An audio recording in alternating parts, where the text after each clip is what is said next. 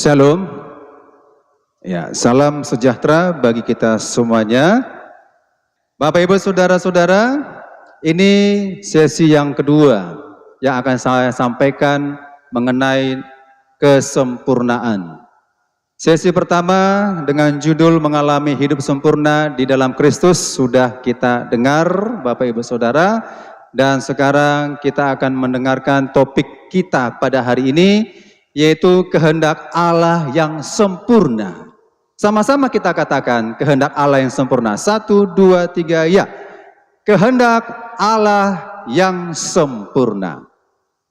Kita sudah baca Matius 5 ayat 48 berkata demikian, karena itu haruslah kamu sempurna, sama seperti Bapamu yang di surga adalah sempurna. Sempurna yang dimaksud di sini Bapak Ibu Saudara sudah kita pahami adalah teleos, ya, teleos. Sempurna yang kita pahami bukan berarti kita Bapak Ibu Saudara sama semua sempurnanya, ya.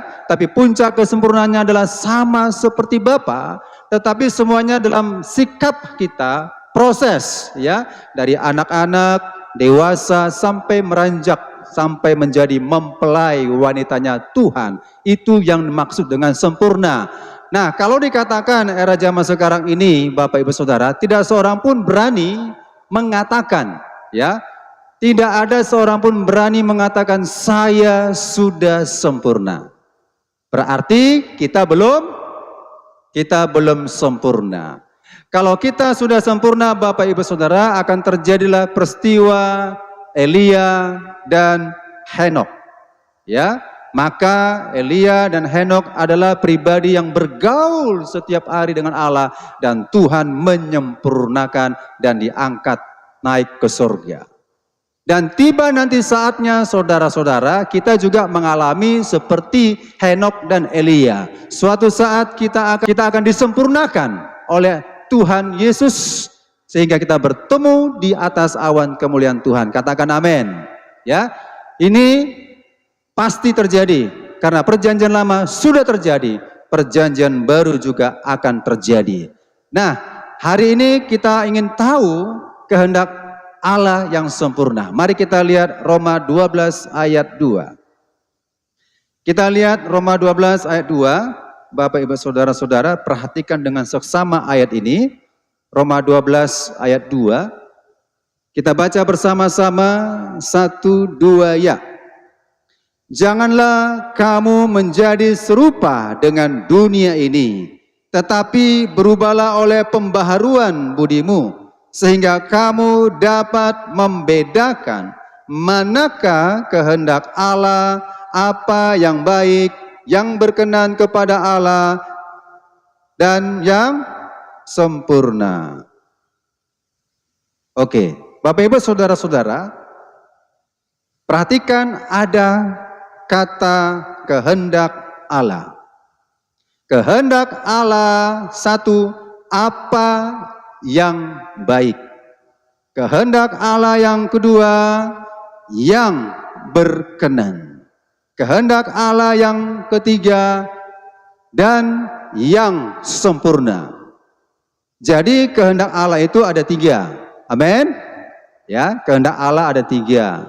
Kehendak Allah yang baik, kehendak Allah yang berkenan, kehendak Allah yang sempurna.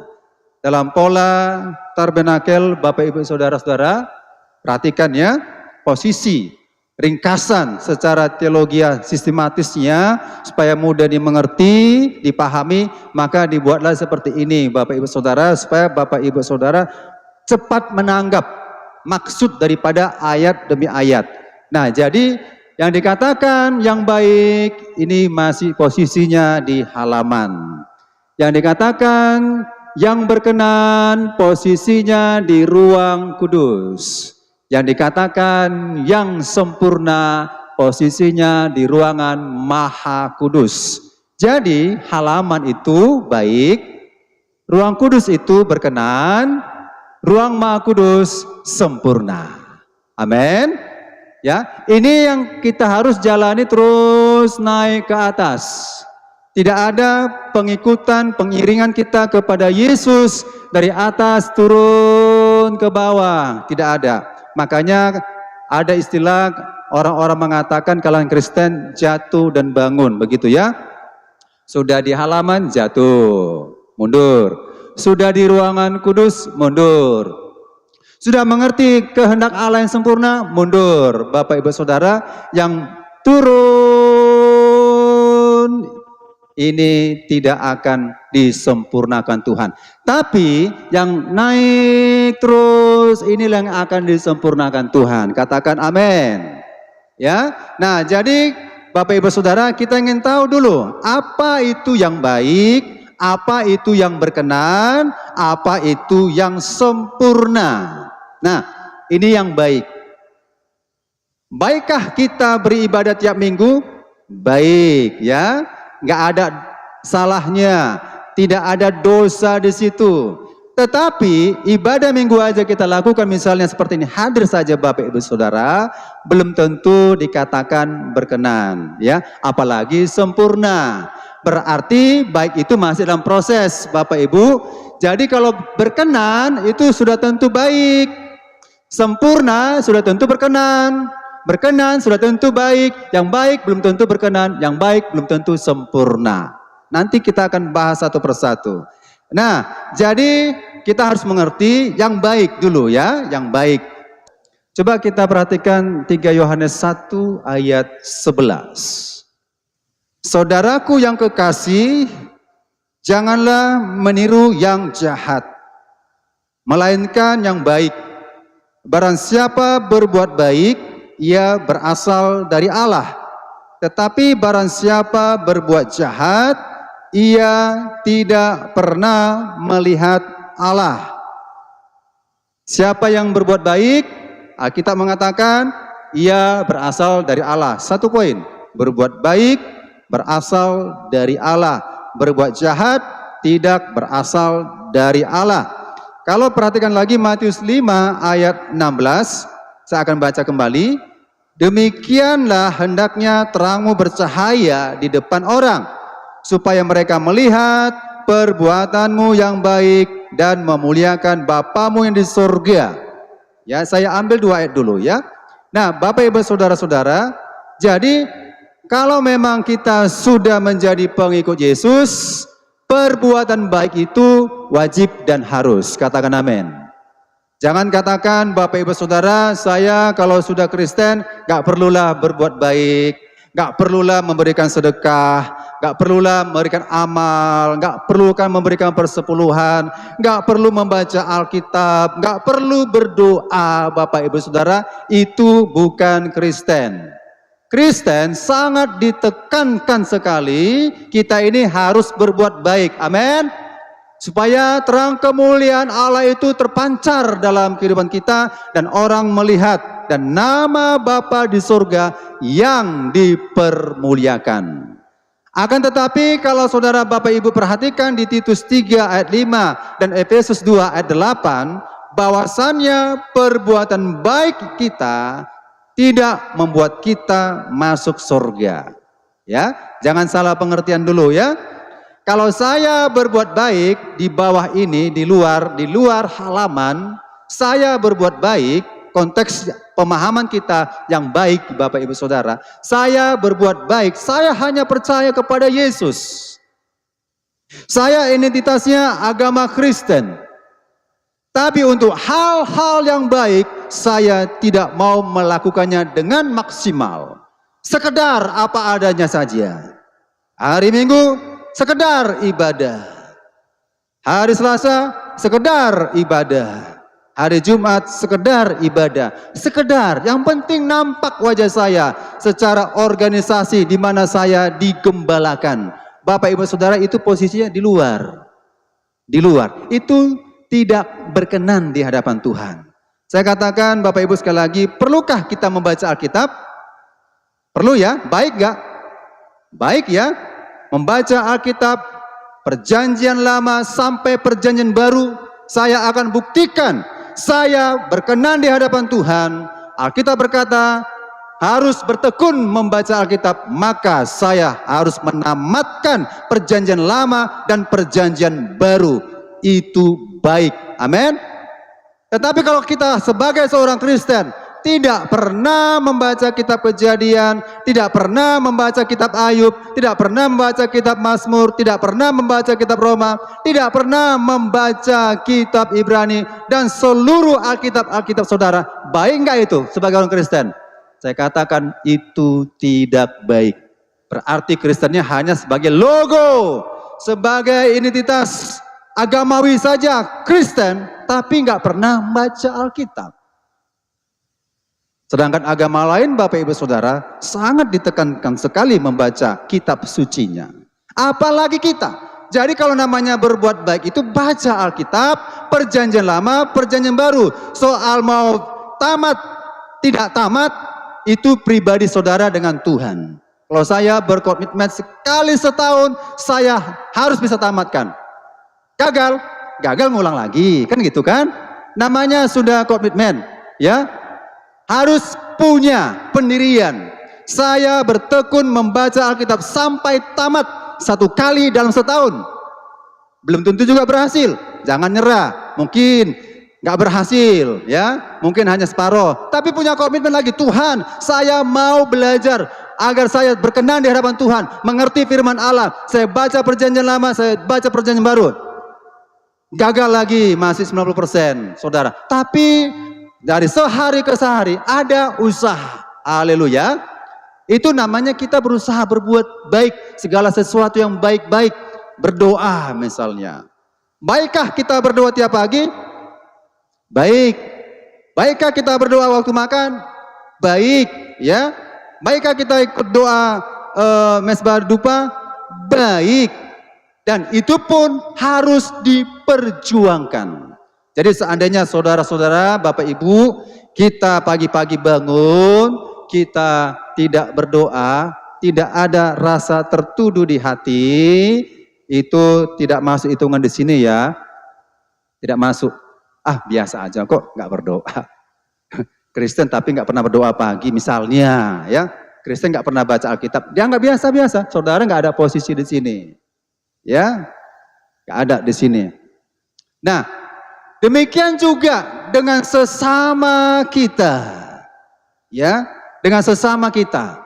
Maka kebaikan, sekali lagi, kebaikan yang kita lakukan bukan berdasarkan keagamaan kita. Saya berbuat baik bukan supaya masuk surga. Kalau kita bacalah biar lebih pas ya, Titus 3 ayat 5. Coba buka ayatnya, Titus 3 ayat 5. Dikatakan demikian.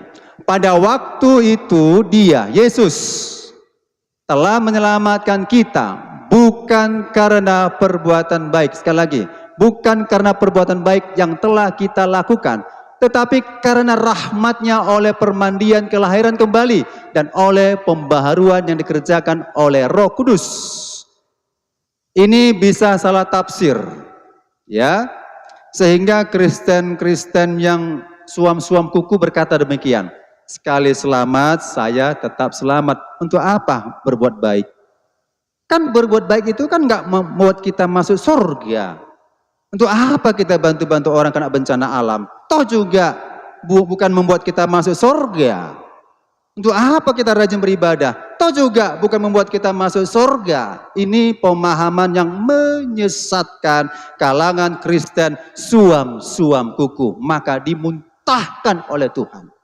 Yang dimaksud di sini perbuatan baik yang telah kita lakukan ini, ya, bukan menyelamatkan kita. Artinya Yesus yang menyelamatkan kita. Katakan amin. Yesus yang menyelamatkan kita, maka saya harus berbuat baik. Contoh, ya, contoh seseorang berhutang kepada saya 100 juta. Contoh ya, 100 juta berhutang dia. Nggak dibayar setahun, 2 tahun, 3 tahun, 4 tahun, 5 tahun, 10 tahun, nggak sanggup membayarnya. Saya panggil dia. Saya katakan, sebut saja namanya si Anto. Kemari Anto. Nah ya, saya yang memberimu uang pinjaman 100 juta, saya melunaskan, saya nggak minta lagi, sudah dihapus utangmu. Apa responnya? Tentunya responnya dia mengucap syukur.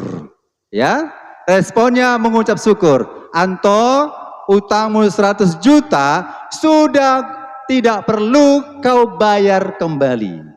Tentunya si Anto pun mengucap syukur atas hal demikian. Kemudian saya bilang sama si Anto, Anto, rumahmu kan di Amplas. Saya rumahnya komplek Perankah. Anto, besok pagi datang ke rumah ya, jam 7 pagi sampai ke rumah, bersihkan dulu rumah saya. Mau nggak kira-kira si Anto? Jam 7 pagi, rumahnya jauh rumahnya. Tapi kalau saya bilang, Anto, datang ke rumah ya, bersihkan dulu rumah saya di Marelan sana. Pasti dia akan datang. Kenapa? Karena dia merasa sudah berhutang budi. Sudah berhutang budi, maka apapun yang akan diperintahkan selama itu yang baik, akan dilaksanakan.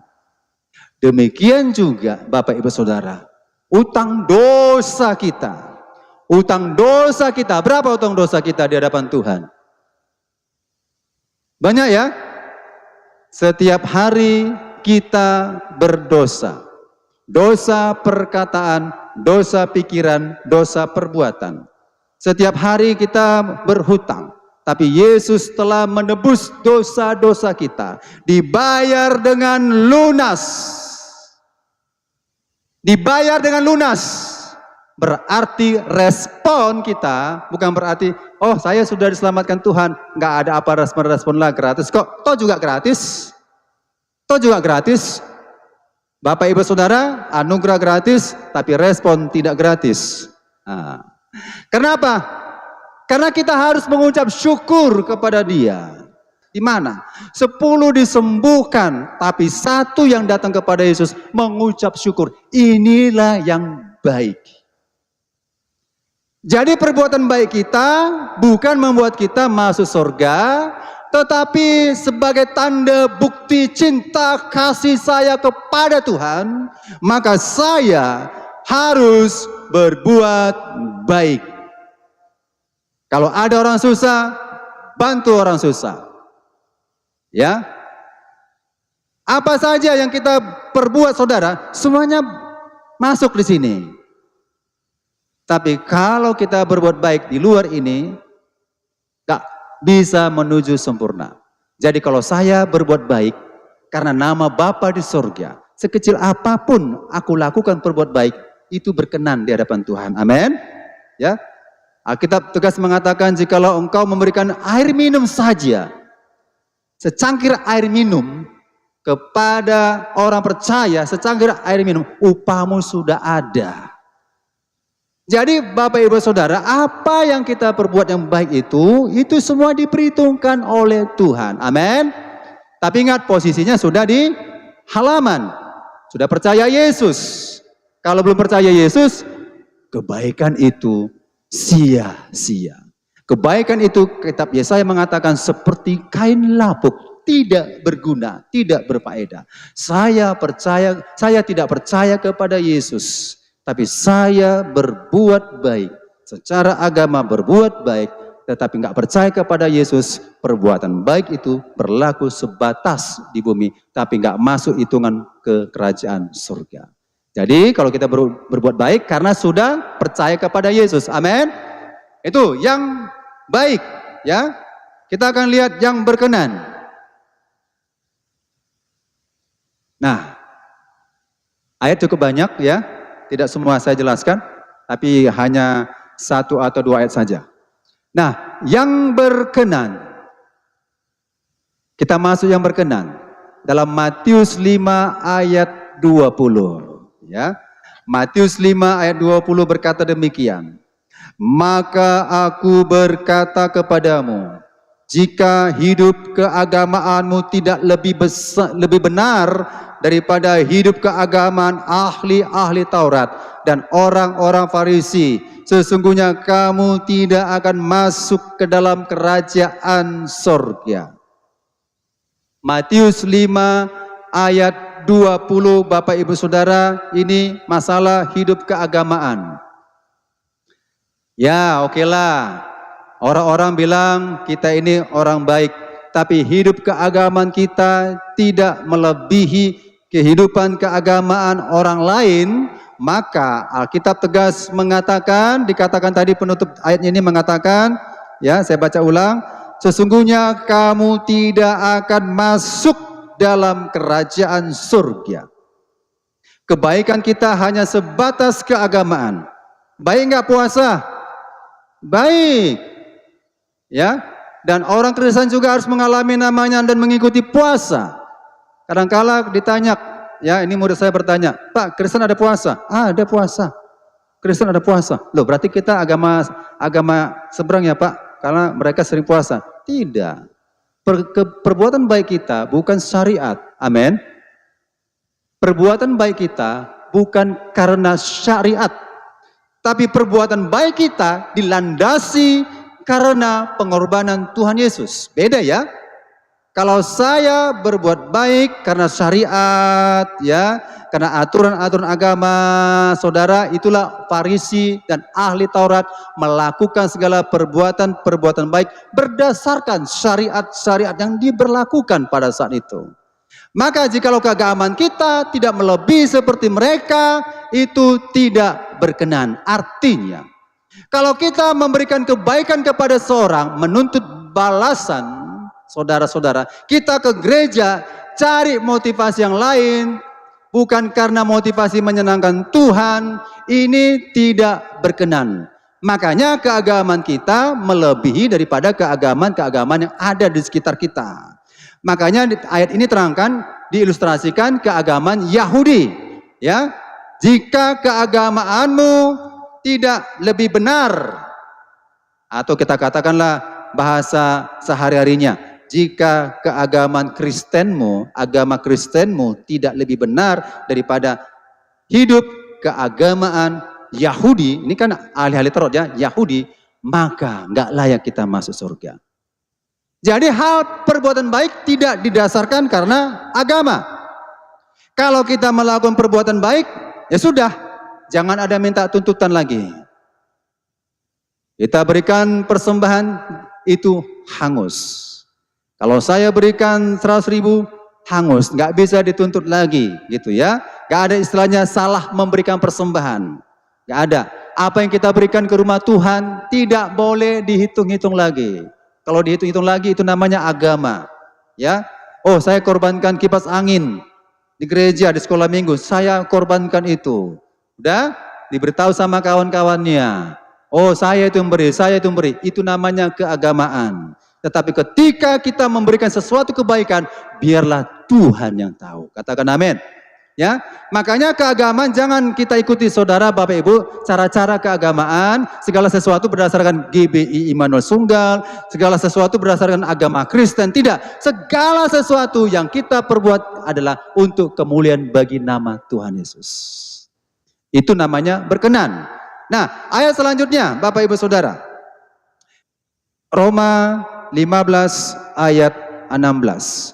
Demikian firman Tuhan, yaitu bahwa aku boleh menjadi pelayan Kristus Yesus bagi bangsa-bangsa, ya, bukan Yahudi, dalam pelayanan pemberitaan Injil Allah, supaya bangsa-bangsa bukan Yahudi dan diterimanya oleh Allah sebagai persembahan yang berkenan kepadanya yang disucikan oleh Roh Kudus.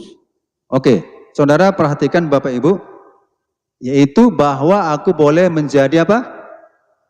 Pelayan Kristus. Ya, persembahan yang berkenan. Kita sandingkan tabernakel ya. Di sini sudah Lewi ya. Sudah yang melayani adalah Lewi. Artinya kalau kita mau masuk tingkat lebih berkenan lagi kepada Tuhan, berarti kita harus jadi pelayan Tuhan. Saya ulang ayat ini ya. Saya ulang, saya bacakan. Yaitu bahwa aku boleh menjadi pelayan Kristus bagi bangsa-bangsa bukan Yahudi dalam pelayanan pemberitaan Injil Allah, supaya bangsa-bangsa bukan Yahudi dapat diterima oleh Allah sebagai persembahan yang berkenan kepadanya, yang disucikan oleh Roh Kudus. Saya terangkan dulu. Jadi Bapak Ibu Saudara, kalau hanya sekedar kita berbuat baik, tapi tidak mau menjadi pelayan Kristus, berarti belum berkenan. Kenapa demikian? Yang berkenan itu sudah ada keterlibatan pelayan Kristus. Pak, pelayan Kristus itu apa? Khotbah aja? Tidak. Pak, pelayanan Tuhan kepada Tuhan itu main drum, Pak. Oh, enggak bisa. Enggak bisa satu-satunya. Oh, pelayanan yang dikatakan pelayan Kristus itu adalah bagian sound system. Satu-satunya bagian sound system operator. Itu pelayan Tuhan. Tidak. Pelayan Tuhan itu artinya Bapak Ibu Saudara, ketika kita dipanggil, kita disebut gereja eklesia, menjadi imam-imam, menjadi imam-imam, menjadi pelayan Kristus. Berarti pelayan Kristus itu ada keterlibatan dalam penggembalaan. Apa yang bisa kita libatkan diri kita di rumah Tuhan? Kalau nggak ada, saudara jangan dikatakan berkenan di hadapan Tuhan. Tidak ada, berarti sama sekali tidak mau digembalakan. Kalau mau digembalakan, Bapak Ibu Saudara, menjadi pelayan Kristus. Ya, menjadi pelayan Kristus. Kalau mau digembalakan dengan betul dan benar, Tuhan tidak merindukan, tidak menginginkan kita menjadi penonton-penonton yang budiman dalam suatu organisasi gereja atau suatu penggembalaan. Apa yang bisa kita berikan? Oke, baik, semua baik. Bapak Ibu Saudara datang baik semua, datang baik, baca Alkitab baik, ya. Berdoa baik, puasa 40 hari, baik, semua baik. Tapi kalau tidak masuk dalam pelayanan pekerjaan Tuhan, belum tentu kebaikan itu berkenan di hadapan Tuhan. Berarti kalau kita hanya baik, tapi tidak melayani Bapak Ibu Saudara, belum bisa naik ke tingkat berkenan.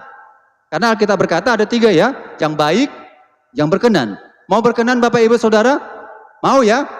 Terlibatlah dalam penggembalaan. Terlibatlah dalam penggembalaan. Kalau saya sebagai domba, ya, jemaat yang jelas tergembala, yang jelas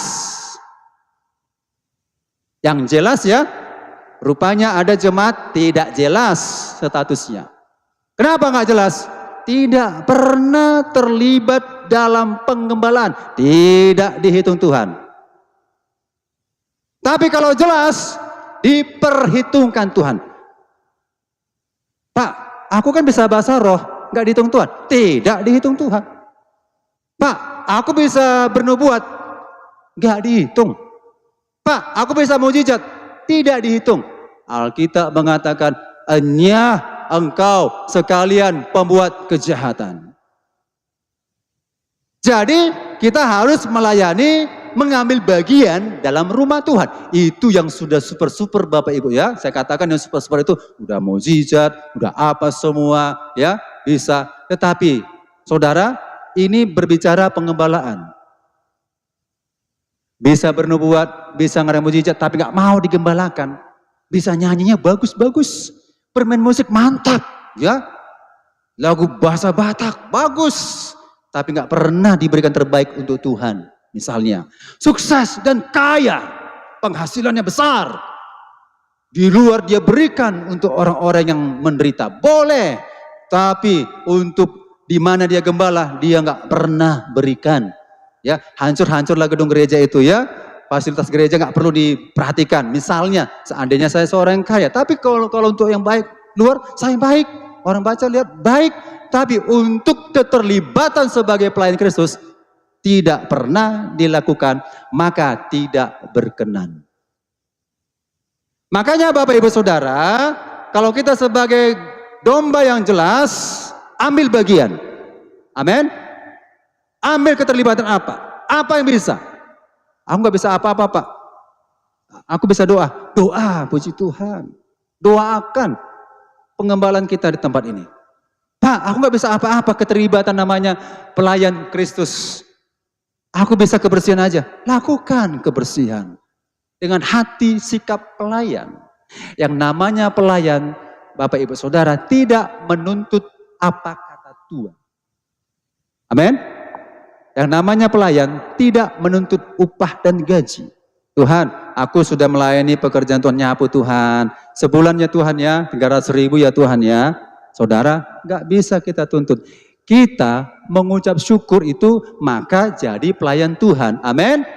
Kalau saudara dipercayakan menjadi pengkhotbah, jadilah pengkhotbah. Kalau saudara penyanyi, jadilah penyanyi. Ya, kalau saudara menjadi ya namanya penari, jadilah penari. Apa yang ada bisa. Apa yang bisa kita berikan? Bisa. Kalau saudara sebagai donatur, apa yang bisa menjadikan saudara berikan donatur di rumah Tuhan ini? Yang penting keterlibatan sebagai pelayan Kristus. Amin. Terlibatlah Bapak Ibu Saudara. Jangan hanya sebagai, ya kalau saya perhatikan ya, saya kan ikut-ikut lomba ya saudara ya. Kalau namanya nggak ikut keterlibatan dalam lomba, hanya sebagai penonton-penonton, sampai kapanpun tak pernah dapat medali. Hanya ikut-ikut aja jogging-jogging, ya biasa duduk santai, ya. Sampai atau nonton-nonton, iya terus bisa ya, nonton-nonton saja, ya semangat, sampai kapanpun tidak akan pernah dapat upah, medali atau piala, sampai kapanpun tidak. Tetapi ikut terlibat di dalam pertandingan Bapak Ibu Saudara, perlombaan, pasti, ada kata pasti, ya. Kalau mencapai sekian kota, mungkin dibilangnya hanya 100 hadiah diberikan, atau mungkin 50 medali disiapkan. Kalau saya dapat nomor 50, pasti saya dapat medali. Karena terlibat. Demikian juga pelayan ini adalah maksudnya keterlibatan kita. Kalau kita terlibat dalam pekerjaan Tuhan, ya, terlibat, maka hidup kita berkenan di hadapan Tuhan. Amin. Ya, itu yang berkenan. Kita masuk yang sempurna. Nah, kita masuk yang sempurna. Dalam Kejadian 5 ayat 24 dikatakan demikian. Dan Henokh hidup bergaul dengan Allah, lalu ia tidak ada lagi sebab ia telah diangkat oleh Allah. Bapak Ibu perhatikan, hidup bergaul dengan Allah. Hidup bergaul dengan Allah, ini sudah tentunya di sini terus. Hidup bergaul dengan Allah, hitungannya bukan per tahun, hitungannya bukan per bulan, ya. Kalau mau Natal muncul per tahun ya kan, mau bergaul dengan Allah ya. Tapi namanya bergaul dengan Allah, Bapak Ibu Saudara, hitungannya detik. Ya, mungkin kita bisa katakan bergaul dengan Allah, hitungannya sekali seminggu. Ada niat untuk beribadah, ada niat untuk berdoa, ada niat untuk baca Alkitab. Kalau senang hatiku, aku baca Alkitab. Kalau nggak senang hatiku, nggak perlu baca Alkitab. Senang hatiku, baca Alkitab. Nggak senang hatiku, nggak baca Alkitab. Kalau senang hatiku, berdoa. Nggak senang hatiku, lepaskan doa. Bapak Ibu Saudara, bukan begitu bergaul. Bukan begitu bergaul. Senang, tidak senang, susah, tidak susah, sakit atau sehat, tetap berdoa. Amin. Susah, masalah, problem tiap hari, tetap apa namanya ini? Baca Alkitab. Pengalaman-pengalaman kita yang berbeda Bapak Ibu Saudara ya. Saya dan saudara berbeda masalah-masalah. Apapun yang kita hadapi, pergumulan apapun yang kita hadapi, Henokh tetap bergaul ya. Bergaul itu bukan karena gini, kalau aku kaya, aku bisa memuji Tuhan, ya kan? Ada uang bisa memuji Tuhan kita ya, kebanyakan ya. Ada uang bisa puji Tuhan. Ada fasilitas lengkap seperti ini misalnya, hatiku damai memuji Tuhan. Ya, kalau disiapkan mungkin di rumah kita punya fasilitas yang lengkap, di rumah ada wifi ya, di rumah ada AC, damai hatiku, aku pun nyaman berdoa kepada Tuhan. Tapi kalau di rumah saya cuacanya panas-panas begini, bagaimana mau berdoa, ya kan? Baca Alkitab bagaimana gitu ya? Contohnya kalau saya ke sekolah, memang lebih nyaman kalau ruangannya ber-AC ya, nggak panas ya. nyaman untuk berdoa, mau 1 jam, setengah jam, nyaman sekali. Kalau saya di ruangan sekolah sebelum mulai proses pembelajaran, datang ke sekolah, masuk ke kelas, pasang AC dulu. AC-nya kedua, tap, kunci pintu, tap. Saya datang jam 10, belajar jam 11 dimulai, misalnya ya. Nah, saya kunci semua, saya berlutut, saya berdoa. Nyaman sekali doanya. Enak berkata-kata kepada Tuhan. Karena dingin, ya nyaman sekali ber-AC. Sejuk sekali berdoanya. Enak sekali berdoa. Tapi kalau misalnya kita berdoa dengan cuaca yang panas, rumah tanpa ada asbes, matahari yang sangat terik, apalagi sekarang cuaca yang panas begini, maukah kita tetap berdoa? Yang mau berdoa katakan amin. Amin.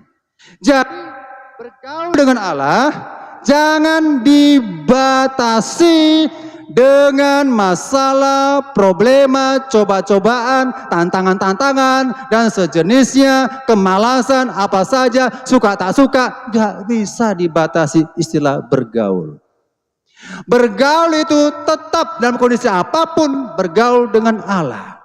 Makanya Henokh tidak pernah menuntut Tuhan. Orang yang tidak bergaul dengan Allah selalu menuntut Tuhan. Selalu itu, selalu. Ya, aku sudah kerja, tapi mana sih berkat Tuhan? Udah sekian tahun menikah, masih ngontrak rumah. Lihat tuh Tuhan, nggak percaya Tuhan, nggak percaya Tuhan. Rumahnya lantai 2, lantai 3. Nggak percaya Tuhan, sukses. Gimana nih Tuhan? Itu tipe-tipe orang tidak bergaul dengan Allah. Haleluya. Kita berdoa Bapak Ibu Saudara, segala sesuatu yang kita alami semuanya biarlah kehendak Tuhan yang jadi. Amin. Ya. Kecewa nggak saudara? Misalnya, saudara Bapak Ibu sudah berdoa, permohonannya sudah puasa, ya, sudah puasa. Udah, Tuhan, permintaan sesuatu. Saya mau begini Tuhan. Udah puasa Bapak Ibu Saudara. Ternyata gagal dan Tuhan belum mendengar doa kita. Apakah kita mau bergaul lagi dengan Allah? Masih bergaul ya? Masih ya? Betul. Hanya kata-kata aja ini. Betul ya? Ya, contoh yang kesaksian saja ya, nggak apa-apa ya, Willy ya, kesaksian. Anak saya kan sudah melamar polisi, Brimob. Wah, berkelas juga itu, Brimob ya, melamar. Willy udah berpuasa. Kenapa nggak makan, Bang? Puasa. Oh, puasa. Bagus. Itu apa? Supaya berhasil. Bagus puasa? Bagus. Permohonan ya? Permohonan. Puasa. Oke. Berkas-berkas. Capek ngurusnya. Kecapil lah. Kemana. Kadang-kadang kurang lagi. Saya pergi bantu kecapil. Maleges apa? Salah leges. Pulang pergi. Ya. Akhirnya dengan segala jeri usaha, persyaratan, pemberkasan semuanya, lulus, diterima pemberkasan, keluarlah kartu ujian. Kartu, kalau ada kartu berarti pemberkasan sudah lulus. Ada yang nggak lengkap pemberkasannya, nggak punya KTP misalnya, gagal. Ada pemberkasannya, nggak punya BPJS, gagal. Lengkap pemberkasan yang lainnya, lengkap, tetapi status tempat tinggalnya baru tinggal di kota Medan 2 bulan misalnya, gagal. Ada poin-poinnya, gitu cukup banyak ya. Dan anak kami berhasil lulus tahap itu. Lulus, masuklah tahap selanjutnya. Masuk tahap selanjutnya ya untuk mengukur tinggi badan dan berat badan. Ya, kalau tinggi badan dan berat badan gak ragu lah ya, gak ragu. Ya, 1,6 meter hampir 70 ya, cuma berat badan ditakut-takuti sama pihak polisi. Kalau kau berat badan sekian gak lulus kau. Beratmu kan masih 50-an, gak ideal. Kalau bisa 60 kilo beratnya. Agak ditakut-takuti. Ya, jadi gak perlu takut, tetap hadapi aja. Dah, puasa. Doa, kami doa. Saya tumpangkan doa terus, tumpangkan doa. Udah lulus, masuklah ke tes kesehatan di Sampali. Tes kesehatan. Yang ikut tes kesehatan itu sekitar 500 peserta. Ini yang bagian Brimob ya, belum lagi kepolisian yang lainnya. Itu cukup banyak. Sekitar 500 orang. Kami antarlah sampai ke Sampali, jam 6.30 di sana, masuk jam 7, sudah ngantri cukup ramai, banyak sekali. Ya, dengan hati yang gimana ya, berharap kita pada Tuhan ya. Tuhan, lulusnya anak kami ini Tuhan, lulusnya ini, nah, berimanlah Tuhan, luluslah itu Tuhan, tolonglah Tuhan, jamalah Tuhan. Namanya tes kesehatan ini nggak sembarangan ya, tes mata, tes gigi, tes kuping, periksa kuping, rambutnya, wajahnya, cacat-cacatnya ada enggak, tanda-tanda lahir ada enggak, ya. Itu dimulai jam 7 masuk, selesai sampai pulang ke rumah. Anak kami pulang sekitar jam 11 malam. Enggak tidurlah kami ya kan, nunggu jawabannya, enggak tidur. Oke, ternyata pulang dikatakan lulus. Siapa enggak senang? Senang ya? Puji Tuhan, lulus Tuhan, mantap, tes kesehatan, lulus, secara ideal fisik menang, lulus ya, secara fisik semua memenuhi syarat, lulus, bangga kan?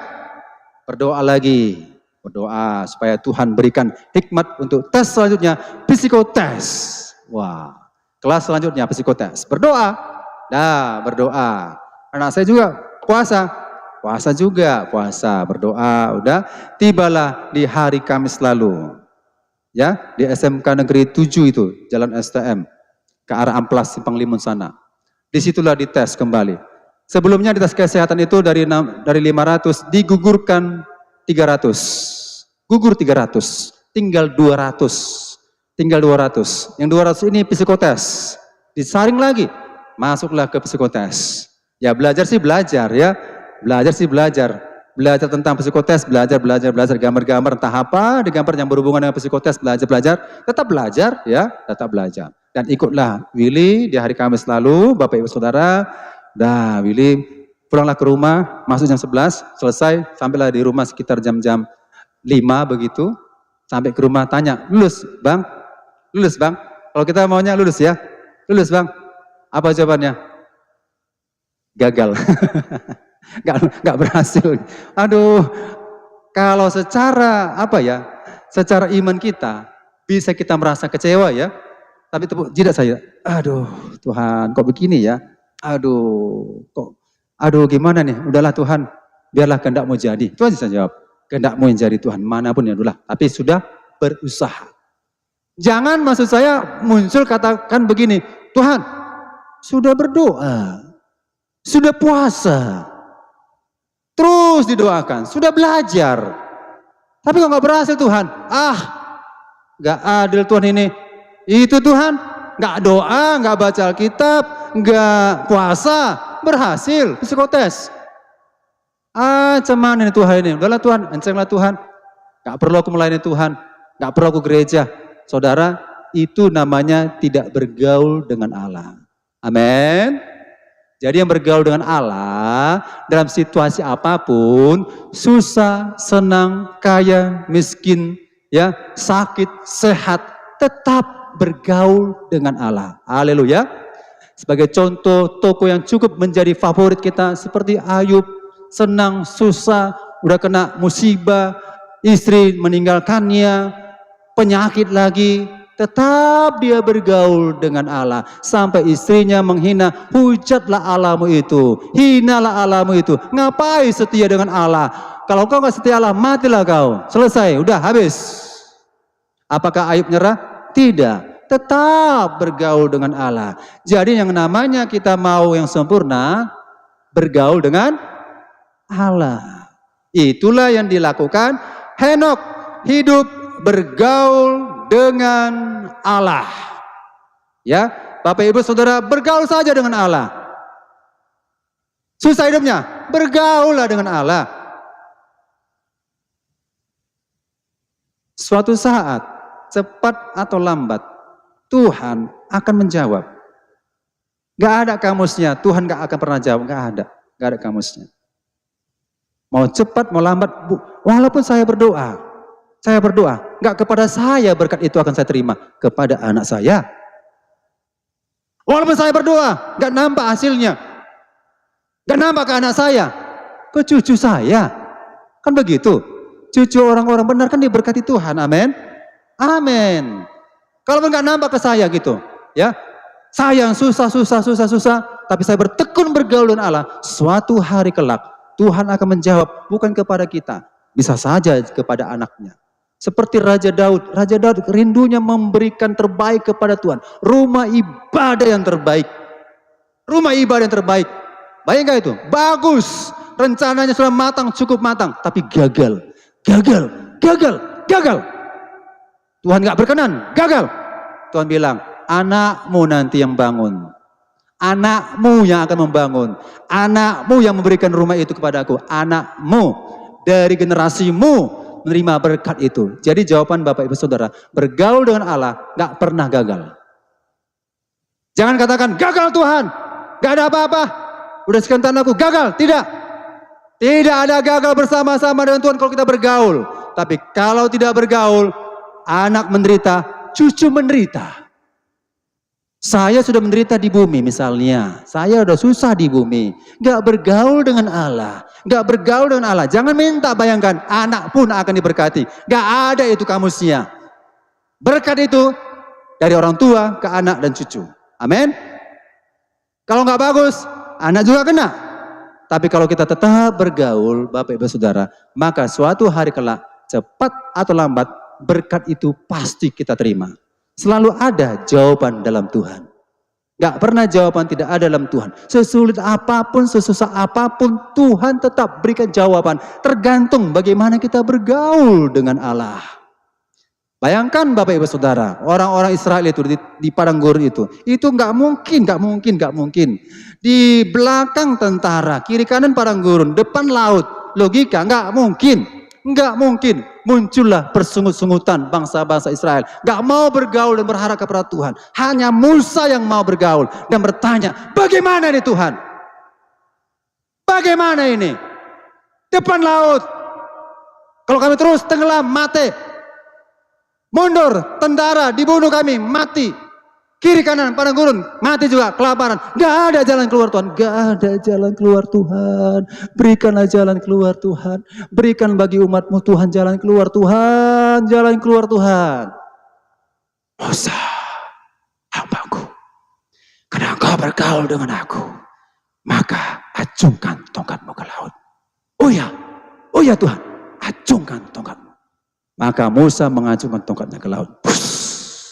Dari tidak ada jalan, maka Tuhan memberikan jawaban, ada jalan. Amin. Jadi gak ada kamus. Tidak ada kamus mengatakan tidak ada jalan kepada Tuhan. Ada. Setitik terang akan nampak diberikan kepada kita. Amin. Elia berdoa, ya. Tuhan, ini musim kemarau Tuhan, panas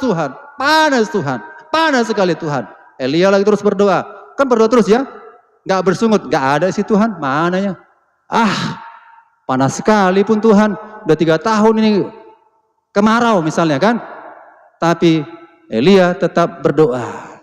Elia manusia yang biasa, tetap berdoa. Hal yang mustahil, tetap berdoa. Ditanya sama bantunya, sudah kau lihat cuaca sekitar kita?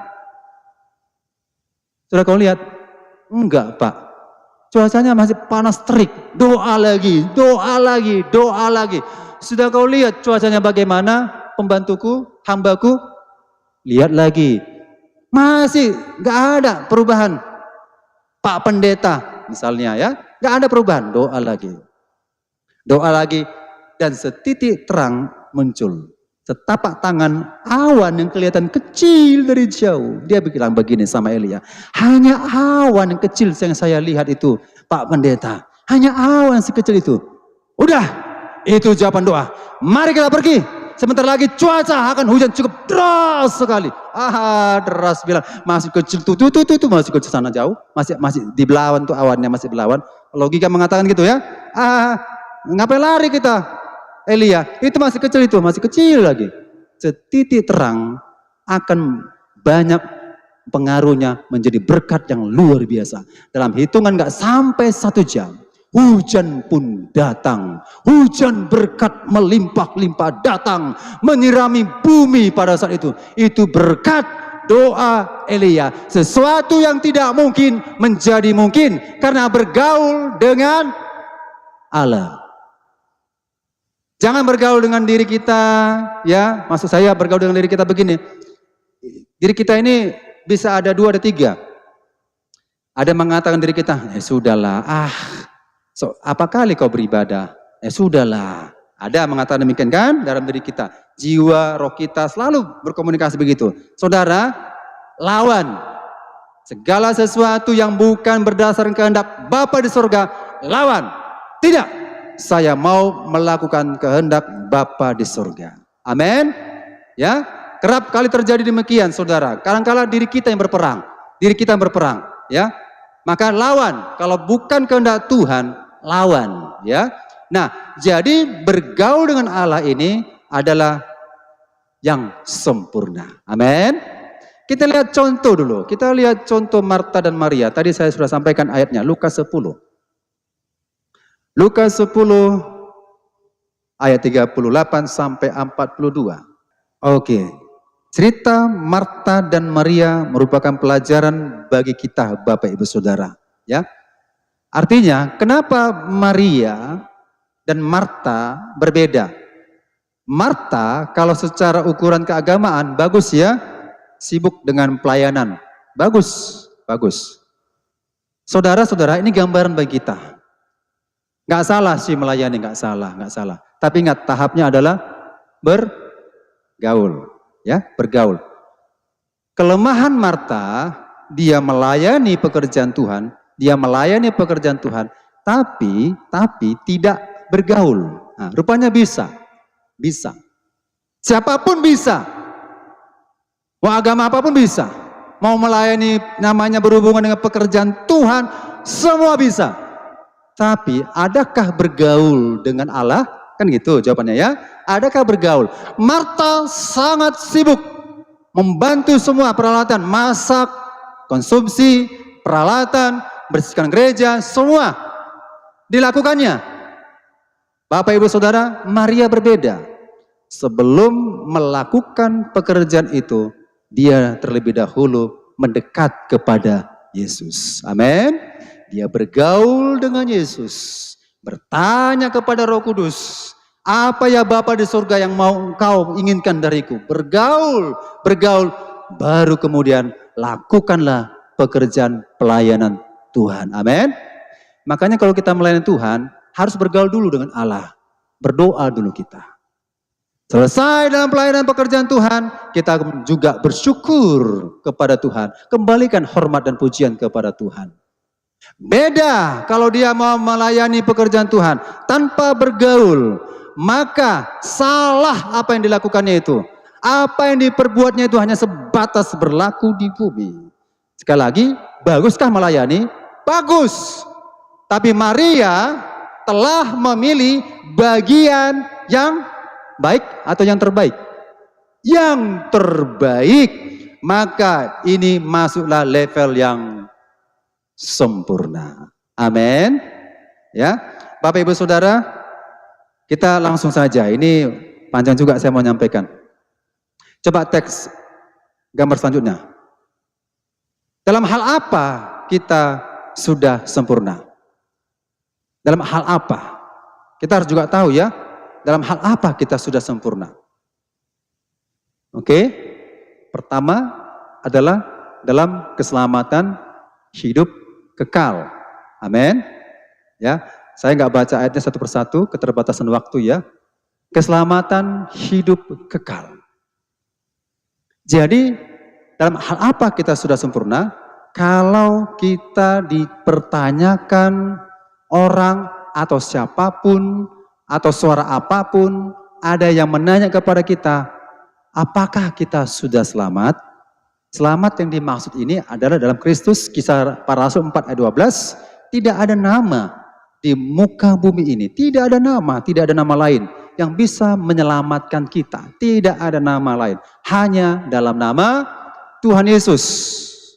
Nah, berarti saudara-saudara, dalam hal apa kita sempurna? Keselamatan kita. Apakah sudah dapat diselidiki, diketahui? Kalau-kalaulah saya sedang bekerja, kena penyakit jantung, langsung meninggal. Kalaulah saya pergi dalam perjalanan, kesenggol, jatuh, kepala kena tiang listrik, pang, pecah, jatuh. Kalau ya, kalau. Karena manusia ini suatu saat akan mati semuanya. Ya, kalau normal karena usia. Ada juga enggak karena normal, karena penyakit, tiba-tiba, ketabrakan dan sebagainya. Kita enggak tahu, bisa hari ini, bisa besok, bisa 5 tahun lagi, bisa 10 tahun. Kita enggak tahu ya. Yang dipertanyakan adalah, apakah keselamatan hidup ini sudah kita miliki? Kan gitu ya. Kalau saya merasakan saya sudah diselamatkan Tuhan, maka saya harus berikan terbaik kepada Tuhan. Kalau saya berani berkata, aku hari ini jika dipanggil Tuhan, masuk surga. Boleh? Boleh kita mengatakan demikian? Boleh.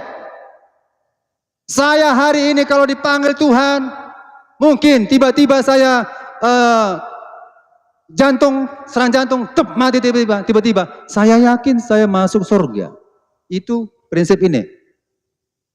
Tapi dengan syarat dan ketentuan berlaku berdasarkan firman Tuhan. Kalau berani berkata, hari ini aku dipanggil Tuhan, aku pasti masih surga. Apakah kita sudah bergaul? Apakah kita sudah bergaul dengan Allah? Tuhan sekali lagi tidak menuntut sebagaimana kita seorang bapak memberikan beban kepada anak yang usia yang masih 10 tahun diberikan beban 20 kilo angkat beras misalnya. Enggak seperti itu. Sesuai dengan kapasitas, kemampuan, karunia diberikan Tuhan kepada kita. Ya, masalah bergaul ini, saudara. Tuhan enggak berikan 20 ton kepada kita. Sesuai dengan kemampuan kita.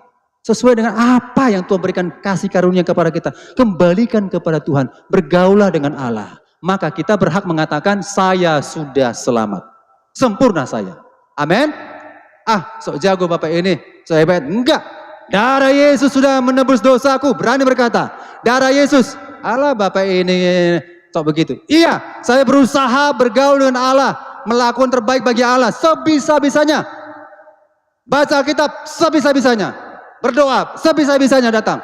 Beribadah sebisa-bisa datang. Untuk Tuhan. Hidupku untuk Tuhan. Mati pun untuk Tuhan. Maka keselamatan kita sudah sempurna. Tapi kalau hidup kita bukan untuk Tuhan. Hidup untuk bekerja. Atau bekerja untuk hidup. Mana yang benar nih? Hidup untuk bekerja. Bekerja untuk hidup. Amin. Kalau bekerja untuk hidup itu tentangnya benar. Tapi kalau hidup untuk bekerja pada umumnya lupa Tuhan. Bangsa Israel di tanah Goshen, Bapak Ibu Saudara, hidupnya terus bekerja. Senin bekerja, Rabu, Kamis, Jumat, Sabtu, Minggu bekerja.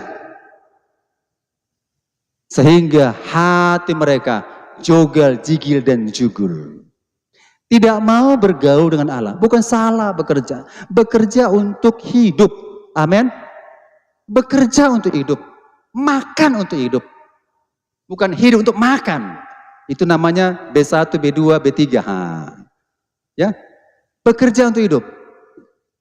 Bangsa Israel bekerja, tidak bergaul dengan Allah, tidak bergaul dengan Allah, lupa Tuhan. Maka Tuhan mengutus Musa. Musa menyampaikan kabar baik kepada bangsa Israel. Bangsa Israel sudah dikatakan tegar hati, tegar tengkuk, tegar jiwa. Susah karena mereka berputus asa.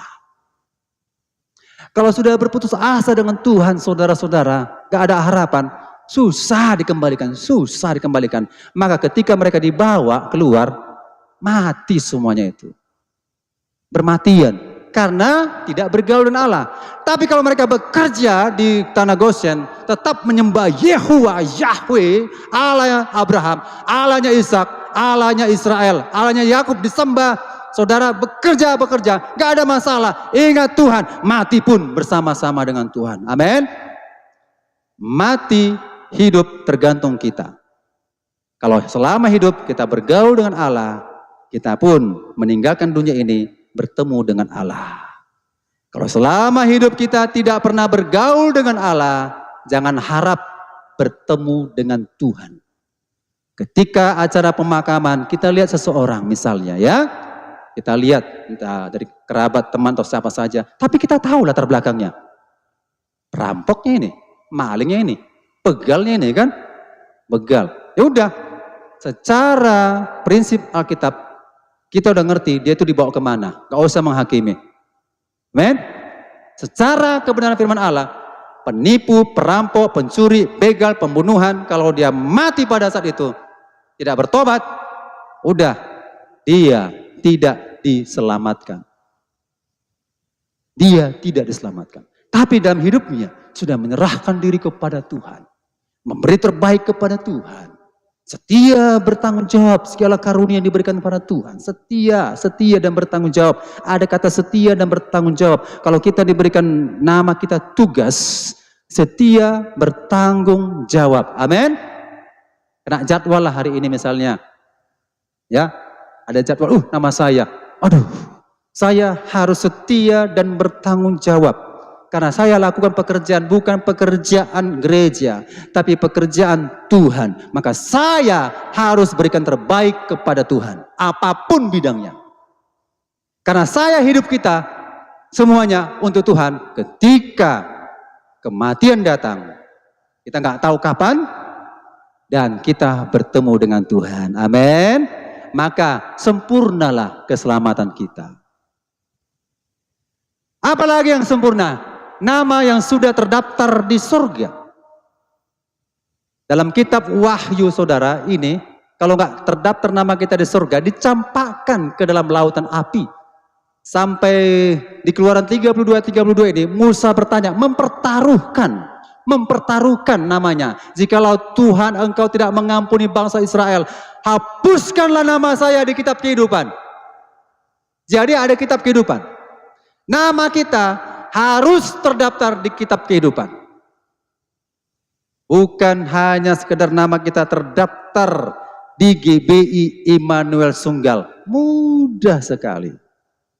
Orang tak setia pun datang kemari, terima aja. Jadi jemaat bisa, tapi jangan coba kalau di sini.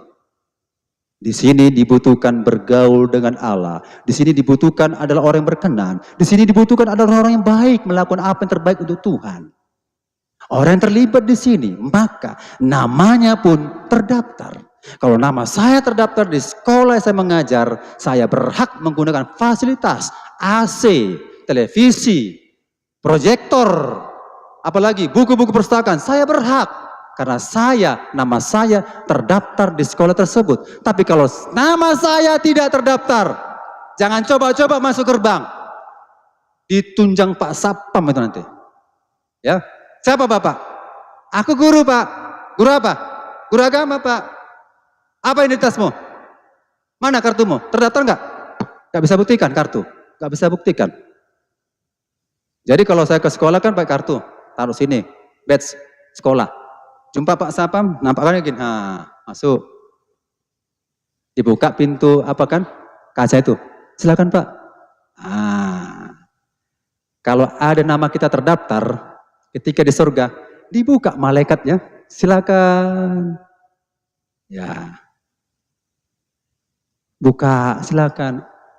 Kalau nama kita sudah terdaftar, fasilitas yang di dalam kita pergunakan. Kita berhak menggunakannya untuk demi kemajuan di mana organisasi kita berada. Apalagi nama kita terdaftar di surga. Kalau nama kita sudah terdaftar di surga, Bapak Ibu Saudara-saudara, kita pun gak ragu lagi akan janji-janji Allah. Tapi ingat, introspeksi, apakah nama saya sudah terdaftar di surga? Yang terdaftar di surga adalah yang baik, berkenan, sempurna. Yang baik, berkenan, dan sempurna. Kalau saudara, Bapak Ibu Saudara, tidak masuk kriteria yang baik, berkenan, sempurna, tidak terdaftar. Di gereja terdaftar. Tapi nggak pernah memberikan yang baik, yang berkenan dan sempurna di hadapan Allah, maka namanya pun tidak terdaftar. Oke, kita nggak perlu baca ayat. Yang ketiga, terakhir, pengenalan akan Kristus. Apa yang sempurna? Pengenalan kita akan Kristus. Coba kita baca satu ayat, Kolose 1 ayat 9. Ya, itu kata pengantar pemula ya, pengertian yang benar untuk mengetahui kehendak Tuhan dengan sempurna. Apa kehendak Tuhan yang sempurna itu? Lanjut dibaca di 1 Yohanes 5 ayat 20. Kalau kita tidak mengenal Allah kita ini siapa, saudara-saudara, semuanya yang kita lakukan ini pun, ini hanya sebatas agama, kita nggak kenal, pengenalan kita akan Kristus, saudara, ya, maka semua pun tidak berarti. Berarti pengenalan akan Kristus harus betul-betul dengan benar, ya. Ayat 1 Yohanes 5 ayat 20, akan tetapi kita tahu bahwa anak Allah telah datang dan telah mengaruniakan pengertian kepada kita, memberikan pengertian kepada kita supaya kita mengenal yang benar. Mengenal yang benar, kemudian dan kita ada di dalam yang benar, di dalam anaknya Yesus Kristus. Dia adalah malaikat, dia adalah Allah yang benar. Maksud saya begini, pengenalan kita sempurna di hadapan Tuhan, betul-betul harus pribadi Tuhan itu betul-betul benar kita ngerti, kita pahami Bapak Ibu Saudara. Maka Yesus, ya, anak Allah telah datang dan telah mengaruniakan pengertian kepada kita supaya kita mengenal yang benar. Apakah mengenal benar dengan sempurna di hadapan Tuhan? Belum, kalau kita tidak mengerti keseluruhan tentang namanya Kristologi atau siapakah Yesus yang sebenarnya. Betulkah Yesus itu nabi? Betul. Betulkah Yesus itu raja? Betul. Betulkah Yesus itu imam? Betul. Betulkah Yesus itu adalah Tuhan? Betul. Betulkah Yesus itu adalah Allah? Betul. Tetapi masih ada orang-orang Kristen tidak mengakui Yesus adalah Tuhan dan Juru Selamat. Ini pun dicampakkan oleh Tuhan. Yesus adalah Juru Selamat.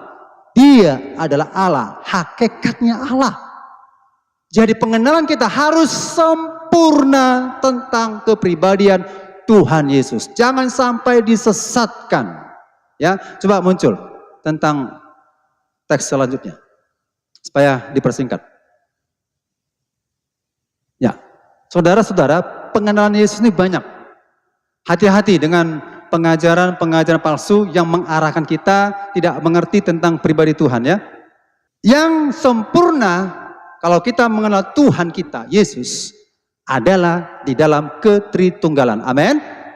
Ya, ingat ya, dalam ketritunggalan. Bapa, Yesus, Roh Kudus, satu. Esa maksudnya. Esa. Satu yang kita pahami itu adalah jamak Esa. Nah, sementara begitu banyak ajaran-ajaran dalam kekristenan. Mungkin Bapak Ibu kurang gitu paham, tapi saya kasih gambaran supaya mengerti. Kalau ada satu gereja, Bapak Ibu masuk ikut ibadah dalam, dan dapat pengertian seperti itu tidak benar tentang pribadi Yesus. Ada pemahaman pertama adalah Sabellianisme. Pemahaman Sabellianisme adalah Allah sebagai Bapa, Allah sebagai Yesus, Allah sebagai Roh Kudus. Betul? Allah sebagai Bapa, Allah sebagai Yesus, Allah sebagai Roh Kudus. Itu namanya Sabellianisme. Kalau ada seperti itu, memang mereka nggak bilang begini. Ini kan bahasa teologi aja ini, ya, bahasa teologi ya, supaya mengerti, supaya mudah menggolongkan. Jadi kalau ada orang mengatakan Allah sebagai Bapa, Allah sebagai Yesus, Allah sebagai Roh Kudus, tidak sempurna alias sesat. Tokohnya ada di kependetaan ada. Udah dokter teologi pun masih mau ngomong gini. Ya Allah itu Yesus, ya Allah itu Bapa, ya Allah itu Roh Kudus. Udah, itu namanya pemahaman tentang Yesus, Sabellianisme. Kemudian Unitarianisme. Unitarianisme ini begini mengatakan tentang pribadi Tuhan. Allah hanya Bapa bernama Yahweh. Hanya Bapa yang bernama Yahweh. Yesus adalah ciptaan Allah. Yesus adalah ciptaan Allah. Roh Kudus bukan pribadi tapi kuasa Allah. Unitarianisme. Kalau ada pemahaman seperti itu sesat, jangan diikuti. Salah satunya Saksi Jehovah di golongan ini. Mereka punya keyakinan Allah hanya Bapa bernama Yahweh. Yesus adalah ciptaan. Betul, Yesus ciptaan. Betul ya? Mungkinkah firman menciptakan firman? Enggak mungkin lah. Masa firman menciptakan firman? Firman itu tidak tercipta. Firman itu adalah Yesus telah menjadi manusia. Amin. Masuk lagi kalau saudara dengar Kristen Wenes mengatakan Yesus adalah Bapa, Yesus adalah Roh Kudus. Hanya ada satu Allah yang menyatakan dirinya dalam 3 bentuk yang berbeda. Yesus Bapa, Yesus Roh Kudus. Betul? Itu ya, oneness. Kemudian Jesus only. Jesus only mengatakan Yesus adalah Bapa, Yesus adalah Roh Kudus, Yesus adalah Yahweh, dan di luar nama Yahweh, Elohim adalah berhala. Boleh kita bilang Allah? Boleh. Allah dalam bahasa Indonesia Allah in Jesus Christ, boleh. Allah dalam bahasa Arab, Allahu Akbar dalam Yesus, boleh. Theos Kurios in Jesus Christ, boleh. Debata in Jesus Christ dalam nama Yesus, boleh. Asal jangan bilang debata mula jadi nabulun. Nah, ya, itu nama dewa orang Batak, gak boleh. Ya, itu Jesus only. Kemudian pemahaman Yahweh Isme.